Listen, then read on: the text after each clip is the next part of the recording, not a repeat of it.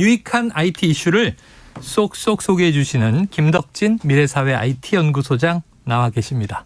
어서 오세요. 네, 안녕하세요. 반갑습니다. 김덕진입니다. 야, 이게 뭐 매주마다 들으면요. 네. 세상이 막 달라지는 느낌이에요. 맞습니다. 자, 40일 만에 사용자 1,000만 명을 모아서 화제가 된 지난주에도 언급해 주신 네. 챗 GPT.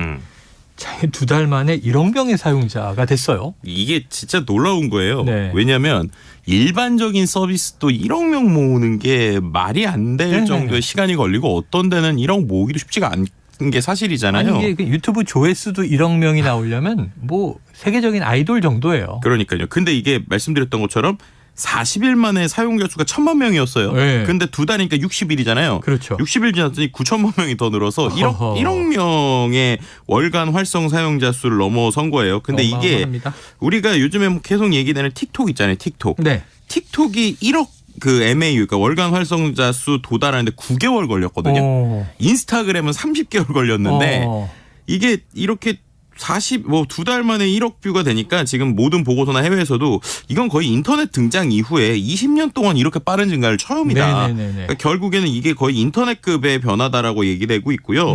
이게 운용되는 총 가용 시장이 향후 이 시장이 한 1,000조 원대로 이제 육박할 수 있다. 네. 그래서 새 시장에서 나오는 수익 규모가 한 1,000조 원대까지 높을 수 있다라고 지금 예측을 하고 있는 상황입니다.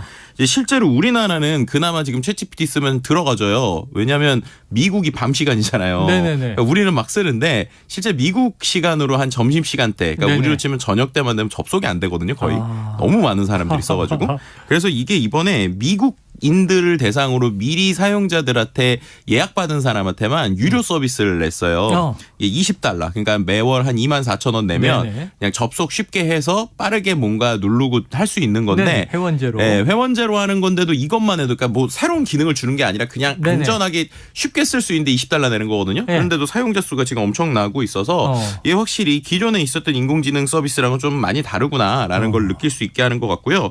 그게 왜 그럴까를 또 생각을 해봤을 때 이 이제 챗GPT를 만든 오픈 AI의 대표가 좀 특이해요.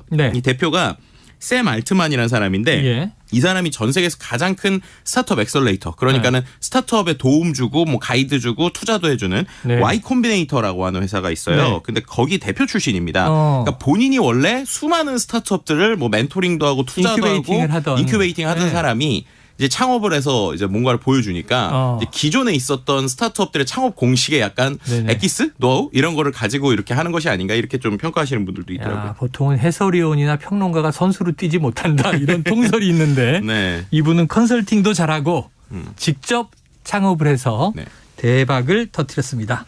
자, 이 챗 GPT가요 근로 결과물을 내주는 거잖아요. 글로 그러니까 나오죠. 물어보면 질문을 하면 답을 쫙 이제 빼주는데 사람보다 똑똑하다, 뛰어나다 이런 얘기였던 건데 이 결과물과 다른 인공지능의 툴을 결합시키면 새로운 컨텐츠를 만들 수도 있다. 네, 맞습니다. 어떤 걸까요? 이게 어떤 거냐면 글을 얘가 자동으로 계속 써주잖아요. 그럼 만약에 우리 약간의 프로그래밍을 할 수 있다면 질문도 얘가 우리가 하면 이제 대답을 해주니까 외부에서 질문을 만약에 자동으로 한다. 그럼 자동으로 대답을 해주겠죠. 그럼 자동으로 대답을 해준 글이 계속 쌓일 거잖아요. 그럼 그 글을 누군가가 자동으로 어떤 특정 블로그에 계속 복사 붙여넣기만 해준다. 라고 하면은 매일 어떤 글이 생성될 수 있겠죠. 그러네요. 네, 실제로 이런 것들을 자동화해주는 툴들이 있어요. 그래서 이미 이 챗GPT가 나오고 나서 수많은 블로그들이 이 챗GPT가 쓴 질문과 답변으로 자동화된 블로그가 계속 올라가는 이런 것들이 뭐 일종의 노하우가 유튜브에서 계속 돌기도 하고요. 또 한 가지는 이게 대본을 써주는 거잖아요. 근데 최근에 또 인공지능과 관련해서 목소리도 인공지능이 해주고 또 심지어 나랑 비슷한 아바타가 읽어주는 이런 것들도 있다 보니까 내 비슷한 아바타를 하나 만들어 놓고 거기에서의 대본을 실제로 그런 아바타 인공지능 아바타 서비스에 아예 이 GPT-3가 붙어 있는 경우도 있어요. 그래서 이제 거기에서 그냥 자동으로 계속 대본을 생성해가지고 계속 그냥 아나운서한테 무한한 대본을 주듯이 제 걸로 영상을 읽는 이런 컨텐츠도 요즘 나오고 있고 또 한 가지는 뭐 예를 들면 지금 뭐 오늘의 현상 혹은 어떤 뭐 2년 전에 있었던 역사적인 이야기 이런 것들을 그냥 챗GPT한테 쓰라고 하면 잘 정리해 주잖아요. 그럼 그거를 또 넣게 되면은 요즘에는 유튜브에 우리가 또 어려운 것 중에 하나가 이거 음악 뭘 고르지? 뭐 영상 뭐 고르지? 뭐 이미지 뭐 고르지? 그것도 또 자동으로 찾아주는 인공지능들이 있거든요. 그럼 그거랑 합치면 쉽게 말해서 챗GPT한테 그냥 질문 하나만 하면 영상까지 나오는 것들이 되고 유튜브에 그런 것들이 계속 올라가는 지금 상황이에요. 네네. 그러다 보니까 이게 한편으로 와 신기하다 할 수 있지만 반대로 말하면 소위 저품질, 그러니까 비슷한데 약간 비스무리한데 내용이 없는 것 같고 이게 내용이 맞는지 잘 모르겠는데 영상은 엄청 많이 올라오는 이런 것들이 좀 많아지다 보니까 이거 좋은 거냐 나쁜 거냐 뭐 이런 얘기들도 지금 계속 나오고 있는 상황인데 어쨌든 그런 영상들은 계속 지금 생성되고 있다. 뭐 이렇게 설명드릴 수 있는 거죠. 영상, 블로그 이런 포스팅하는 것들을 사람이 하지 않고 일정 정도 설정을 해놓으면 그냥 챗GPT와 연동된 다른 툴이 네. 무한 생성을 해서 계속 붙이고 쌓고 있다. 네. 야, 하루가 다르게 뭐 급성장을 하고 있으니까 구글에서도 새로운 AI 발표 시기를 앞당겼다고 합니다. 네네. 그런데 이제 한간에서는 이 빅테크 기업들이요 인공지능 기술이 모자란 게 아닌데 서비스를 안 내왔을 뿐이다. 이런 얘기도 나오던데 그러면 챗 GPT가 네. 아주 특별한 기술인 게 아니라 네. 이런 게 많이 나올 수 있는 거예요. 그러니까는 그 챗GPT가 어떻게 보면 지금까지 인공지능 기술의 누적의 결과라고 볼 수 있어요. 네. 그럼 반대로 얘기하면 구글 같은 회사도 충분히 인공지능 계속 해왔잖아요. 그렇죠. 그래서 뭐 과거에 람다나 이런 식으로 대화형 인공지능에 대해서 일종의 샘플이나 이런 기술 소개는 많이 했었어요. 근데 이거를 모든 사람이 쓸 수 있는 수준의 서비스로 내놓지는 않았습니다. 그러니까 뭔가 일부 베타를 쓸 수 있거나 누군가가 얼리 액세스를 받은 사람들만 쓸 수 있게 했었는데 그 이유들이 뭐냐면 과거에 알파고 이후에 생겼던 인공지능에 대한 이슈가 그때 똑같이 생길까 봐 걱정한 거예요. 이게 뭐였냐면 알파고가 그때 등장했었잖아요. 그랬더니 그때 이제 구글에 있었던 알파고죠. 이제 알파고가 등장을 했더니 마이크로소프트가 아주 빠르게 테이라고 하는 녀석을 발표했어요. 이게 뭐냐면은 그냥 우리가 아는 트위터의 학습 데이터를 갖고 학습한 인공지능 대화형 챗봇이었습니다. 그때도 대화가 상당히 잘 됐거든요. 근데 그때 갑자기 많은 극단주의자들이 갑자기 이 테이한테 극단적인 질문을 계속 하는 거예요. 그러니까 얘가 갑자기 이상한 답변을 막 하기 시작을 합니다. 그래가지고 실제로 이게 상당히 오염된 경우가 있어요. 그래서 서비스 제 기억에 뭐 며칠 안 돼서 이 서비스가 차단되고 막히고 이랬었거든요. 이 시간에 다뤘던 기억이 나네요. 네, 맞습니다. 근데 이게 이제 문제가 마이크로소프트나 구글 같은 데는 이미 큰 공룡이기 때문에 그런 데서 뭔가 하나 두 개만 이렇게 잘못 나오면 이게 기업 이미지나 기업에 하는 모든 것에서 이제 욕을 먹고 윤리적으로 이슈가 된단 말이에요. 그렇게 되니까 이들이 기술을 갖고 있음에도 아까 말씀드렸던 완벽하게 얘네들이 출처를 내거나 결과물을 내지 못하는 상황에서 괜히 이게 긁어부스럼 될까 봐 조심조심하고 있었는데 말씀드린 것처럼 오픈 AI는 스타트업이잖아요. 그리고 이 데이터 자체가 약간 우리는 원래는 공공성을 띠고 있고 약간의 오픈되어 있는 데이터이고 그리고 이제 오픈 소스를 썼다. 그러니까 우리가 무료로 사람들에게 쓸 수 있게 해주니까 너네 여러 가지로 테스트해보면서 써봐. 이런 지금 논조란 말이에요. 그렇죠. 그렇게 되니까 사람들이 쓰다가 조금 이상해도 아이 뭐 공짜인데 그리고 스타트업이 하는 건데 그런 식의 마인드인지 아니면 거꾸로 와 이게 일반인들한테 싹 퍼지니까 이게 놀랍다 연서 그런지 몰라도 그런 비난에서 조금은 벗어날 수 있는 거죠.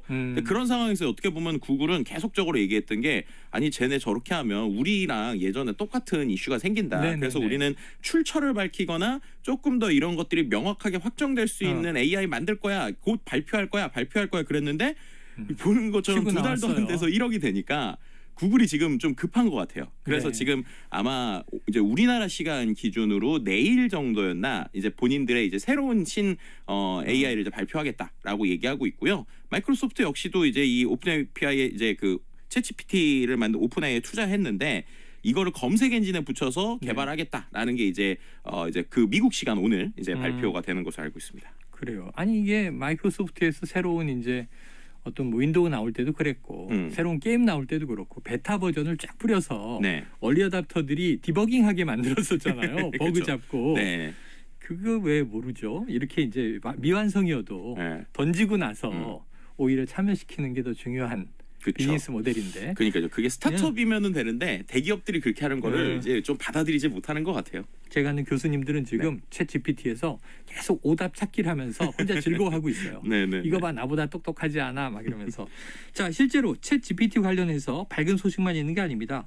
이 대규모 소송에 걸려 있다는데 무슨 일이에요? 그러니까 아까 말씀드린 대로 얘네가 데이터를 학습했잖아요. 그럼 그 데이터 학습을 하게 한 원소스 그건 누구 거냐라는 것에 대한 이야기가 나오는 거예요. 예를 들면 지금 그 메인으로 소송이 걸려 있는 건 정확하게 하면 마이크로소프트이긴 네. 합니다. 네. 이제 마이크로소프트가 개발자들이 코드를 모아놓는 깃허브라고 하는 걸 인수를 해서 그거를 학습시켜 가지고 이번에 이제 어떤 자동으로 코딩해 주는 것도 만들었고 실제 오픈 AI 그러니까는 그 챗GPT에도 그게 일부 들어가 있거든요. 근데 이러다 보니까 개발한 사람들이 개발자들이 이거 코드는 우리가 쓴 건데 뭐 예를 들어서 그거에 대해서 우리가 오픈 소스에 어느 정도 열어놨지만 어쨌든 이게 어떤 데이터 예를 들면 출처를 밝혀야 되는 소스들이 있다.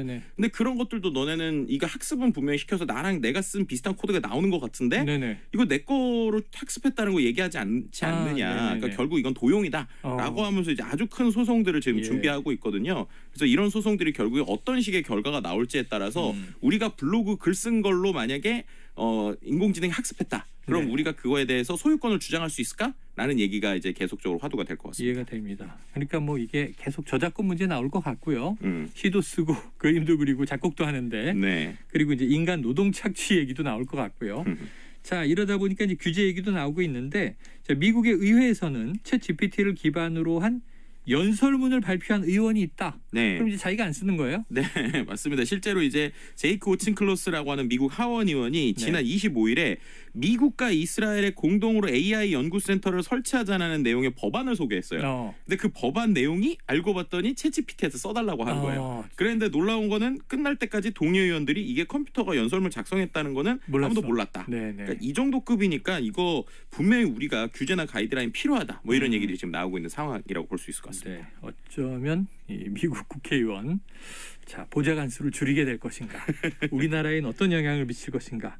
자, 우리나라도 정부와 공공기관에 이거 활용하는 것을 검토하는 중인 거죠? 네, 맞습니다. 근데 이제 좀 어떻게 보면 필요한 것은 필요하고 또 명함은 좀 명확하게 하고 가이드라인도 어느 정도 좀 필요한 상황이라 너무 빠르게 도입하는 것보다는 좀 지켜보면서 하는 게 낫지 않나라는 게 개인적인 생각입니다. 돌다리 두드려 보면서 건너고 꼼꼼한 대책을 세워서 또 이게 긍정적인 측면은 적극적으로 활용해서 결국은 기술이라는 거 효율성을 높여주는 거니까요. 네, 맞습니다. 잘 쓰게 되기를 기대해 봅니다. 자, 김덕진 미래사회 IT연구소장과 IT본부와 함께했습니다. 오늘도 말씀 고맙습니다. 네, 감사합니다. 예, 최영일의 시사본부 오늘 준비한 내용은 여기까지입니다. 자, 저는 내일 수요일 낮 12시